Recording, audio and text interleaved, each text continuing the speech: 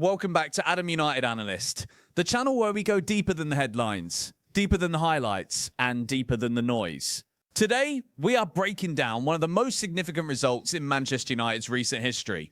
A 3-2 victory over Liverpool at Old Trafford, Champions League football secured, a winning goal from a player who just signed a new contract, and a manager who is rapidly running out of reasons why he should not be given this job permanently. Stay with me, because this story has layers.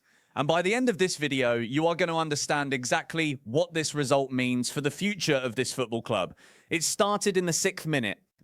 Kuna, returning from a hip injury, did not ease himself back into action gently. He went straight for the jugular. His early goal gave Manchester United the kind of start that silences a crowd and sets the tone for everything that follows. And the tone that was set was one of complete dominance. Then Benjamin Cesco added a second. It was not a pretty goal. It was ugly, physical, and determined. He bundled the ball over the line in a tussle with Virgil van Dijk. But here is the thing about goals like that. They tell you something important about a striker's character.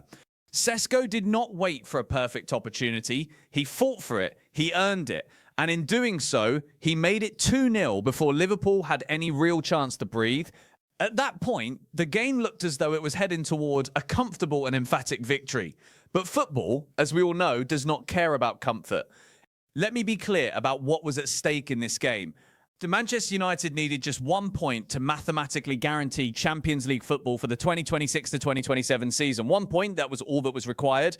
And yet here they were in a 5-goal thriller, leading by 2 goals, then watching that lead evaporate in the space of 11 first minutes of the second half, before Kobbie Mainoo stepped forward and decided the outcome himself. Think about what a draw would have meant. Or worse, a defeat. Think about the narrative that would have been written. A team that cannot hold a 2-0 lead against their fiercest rivals. A manager whose future is uncertain. A fan base that has endured years of painful football. The stakes were enormous. Not just for the 3 points, but for the identity and the direction of this football club. And before I go further, if you are watching this and you want this level of analysis on every major Manchester United story, please hit that subscribe button right now. Hit the notification bell so you never miss a video from Adam United Analyst. This channel is built for supporters who want to understand what is really happening, not just what the headlines are telling you. The 2 men who started the story, Kuna and Cesco. Let us begin with Kuna. This player has been questioned at various points this season. There have been debates about his consistency, his attitude, and whether he belongs at the level Manchester United are aiming for. But the evidence keeps coming back in his favour, specifically in the biggest games. It is now clear that Kuna has built a remarkable record against top opposition this season. He has scored against Liverpool, Chelsea, Arsenal and Aston Villa. His goal tally for the season stands at 9, and the majority of those goals have come against elite opposition. That is not a coincidence. That is a player who rises when the occasion demands it. That is a player who does not hide when the pressure is highest. His return from a hip injury could have been handled cautiously. Managers sometimes bring players back slowly after setbacks, but the decision was made to start him, and within 6 minutes, the decision looked inspired. That first goal set the tone for everything that followed, and Kuna deserves enormous credit for the timing and the quality of that contribution. Now, let us talk about Benjamin Cesco. 11 goals in the Premier League in his debut season. That is the number that matters most. He may have missed his first chance in this game, but he did not let that moment deflate him. He stayed focused. He stayed physical. And when the opportunity came again, he took it. The way he stood up to Virgil van Dijk in that aerial battle tells you something important. This is a striker who is not afraid of the big moment. And the suggestion is clear. He is going to be even more dangerous next season. The collapse that almost cost everything. Here is where I need to be honest with you, because the analysis cannot just celebrate what went right. It must also examine what went wrong. United went into the second half leading 2-0. The game should have been managed. The result should have been controlled. Instead, what followed was a worrying pattern that has appeared too many times this season. The shape dissolved, the discipline disappeared, and Liverpool found their way back through 2 goals in the space of 11 minutes. The situation is this. It was not some brilliant Liverpool comeback driven by genius football. 2 of those goals came directly from Manchester United errors. The first Liverpool goal came through a poor pass from Amad Diallo, who had been brought on at half-time. The second came through a sloppy pass from Senne Lammens, the goalkeeper, which gifted Liverpool an equaliser. These are not the kinds of errors you can tolerate if you want to be a Champions League club next season. These are the kinds of moments that managers lose sleep over. Giving away a 2-0 lead through individual mistakes is a recurring theme for this team, and it is something that Michael Carrick and his staff must address seriously in the summer. The situation regarding Ahmad specifically is worth noting. It has been a difficult season for him overall. His introduction in this game did not help, and the error that led to Liverpool's first goal will be one he will want to erase quickly. He is a talented player, but this season has not been kind to him. Lamans, on the other hand, is generally regarded as reliable. He is usually a calm and composed presence. The mistake he made was out of character, and to his credit, he did not hide from the ball afterward. He continued to play with confidence after his error. That is actually a positive sign in terms of mentality, but the mistake itself cannot be ignored. The man who rescued everything, Kobbie Mainoo. Now we arrive at the heart of this story, Kobbie Mainoo. Earlier in the week, it was confirmed that Mesut Özil had signed a new contract at Manchester United, extending his stay at Old Trafford until 2031. The club, and specifically the ownership group at Ineos, are banking on Mesut Özil becoming a superstar in a red shirt. That is a significant statement of faith in a 21-year-old player. And then, in the game that followed that announcement, Mesut Özil went out and justified every single word of that faith. In the first half, he was dominant. He controlled the midfield against Dominik Szoboszlai and Liverpool's engine room with maturity and authority. He covered ground, he won battles, and he set the tempo for his team. In the second half, things became more complicated. The game descended into chaos. Casemiro's erratic and unpredictable performances left United exposed, and Mesut Özil work. It was less controlled. But he stayed focused. And then came the moment, the winning goal in front of the Stretford end, scored by the Manchester-born 21-year-old who had just committed his future to this club. The timing of that goal, the weight of that goal, it is the kind of moment that defines a player's relationship with a fan base for years to come. What Ben Jacobs highlighted on social media summarised the week perfectly. A new 5-year contract signed, the winning goal scored against Liverpool. His first Premier League goal in almost 2 years. Man of the match. That is a week that belongs in the scrapbooks. A perfect week for Kobbie Mainoo. And then there is the added context that ESPN United Kingdom raised. Mainoo did not start a single Premier League game under Ruben Amorim this season. Not one. That fact is staggering when you consider what you just watched him do against Liverpool. Under Michael Carrick, he is flourishing. He is being trusted. He is being given responsibility. And he is delivering on that responsibility at the highest level. His own words after the game were telling. He said it was tough not playing football, but he kept working hard.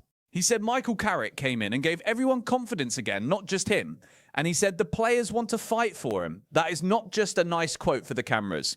That is a player who has been through adversity, who has stayed professional, and who now has a manager that believes in him.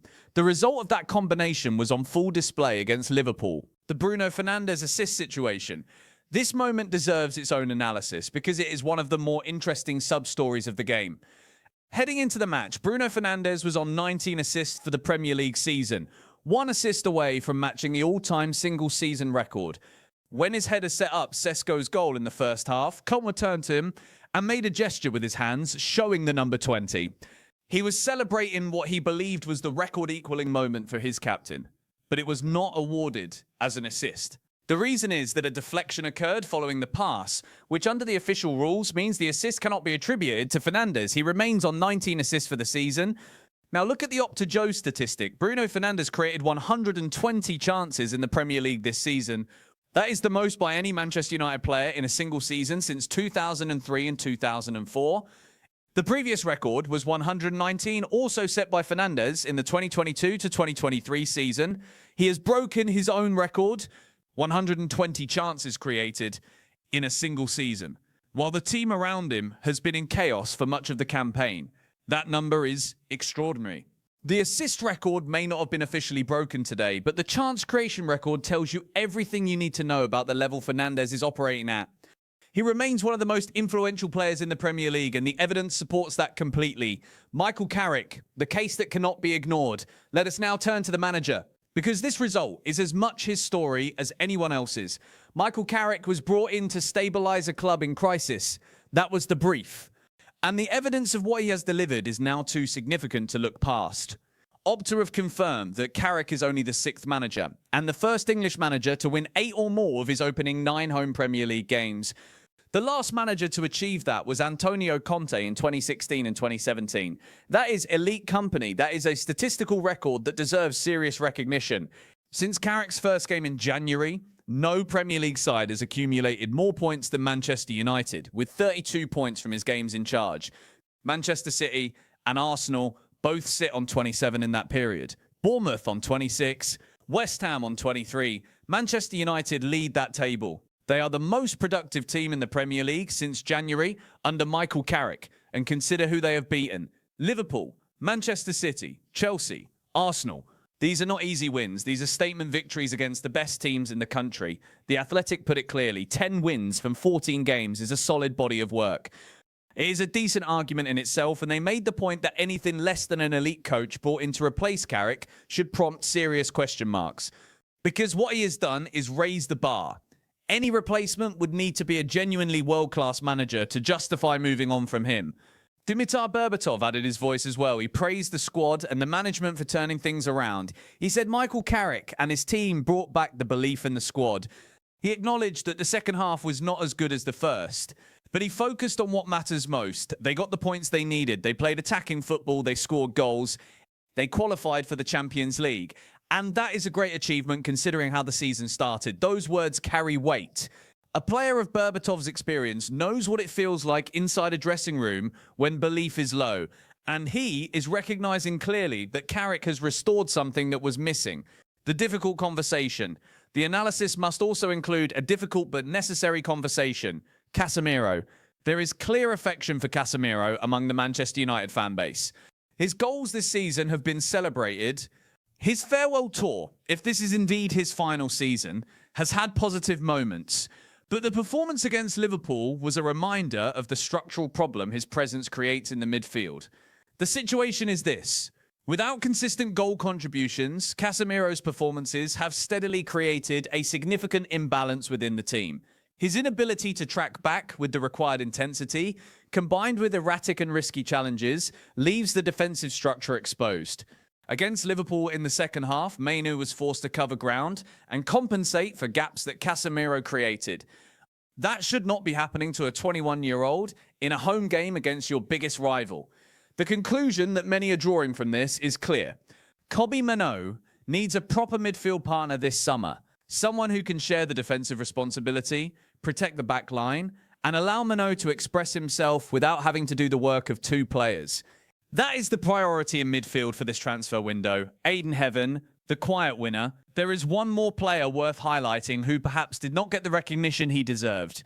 Aiden Heaven, the centre-back, retained his starting position against Liverpool and produced another commanding performance. He looked like the most experienced player in the backline despite his age. He was composed, he was decisive, and his presence helped United avoid conceding more goals during the period when Liverpool were dominating the second half. The situation is that the left centre-back position looks like it belongs to Heaven now. He has earned it through consistent performances. What the statistics tell us. The match statistics from Squawka tell an important story about how Manchester United play under Carrick. United had only 37.8% of the possession. Liverpool had 62.2%. And yet Manchester United won the... United had 18 shots to Liverpool's 13, 6 shots on target compared to Liverpool's 5, 30 touches in the opposition box compared to Liverpool's 18, and 2 big chances created compared to Liverpool's 1. This is a team that has been built to be efficient, direct, and dangerous. They do not need to dominate possession. They need to dominate the moments that matter, and in this game, they did exactly that. Champions League is back at Old Trafford. Let us finish with the biggest picture of all. Champions League football is coming back to Old Trafford for the 2026 to 2027 season. That is confirmed. That is done. Toss. Because Bournemouth won their game against Crystal Palace on the same day, Manchester United needed at least a point to mathematically guarantee qualification. They took all 3 points. 3 games still to play in the season. Champions League already secured. Manchester United firmly on course to finish 3rd in the Premier League table. The Premier League official account posted the confirmation immediately. Champions League qualification secured for 2026 and 2027. Congratulations to Manchester United. Think about where this club was when the season began. The turnaround that has taken place under Michael Carrick is one of the most remarkable short-term transformations in recent Premier League history, and the numbers support that statement completely. Closing thoughts. So what does all of this mean? Let me bring it together for you. Matef Cunha is a big game player. The evidence is clear and consistent. Benjamin Sesko has the mentality of a top striker, and 11 Premier League goals in a debut season suggests that the best is yet to come. Kobbie Mainoo had arguably the defining week of his young career. A new contract, a winning goal against Liverpool, man of the match. He is the player that this club's future must be built around. Bruno Fernandez created 120 Premier League chances this season. That is a record. That is historic. The assist record may have narrowly escaped him, but his influence on this team's attacking play is irreplaceable. Michael Carrick has done something extraordinary. He has taken a broken, divided and underperforming squad and turned them into a team that leads the Premier League points table since January. He has beaten the biggest clubs in the country. He is qualified for the Champions League. He is only the first English manager to win 8 of his opening 9 home Premier League games. And he has done all of this in a matter of months. The reality for this club is that the questions surrounding the permanent managerial appointment are now significantly more complex, because the man currently in the dugout has made a serious case for himself. Champions League football is back at Old Trafford. And if you watch closely, the foundation of something genuinely exciting is being built right in front of our eyes. That is the analysis. That is the full picture. If this video gave you insight that you could not find anywhere else, please subscribe to Adam United Analyst, hit the notification bell, share this video with any Manchester United supporter who wants real analysis, not just highlights. I will see you in the next one.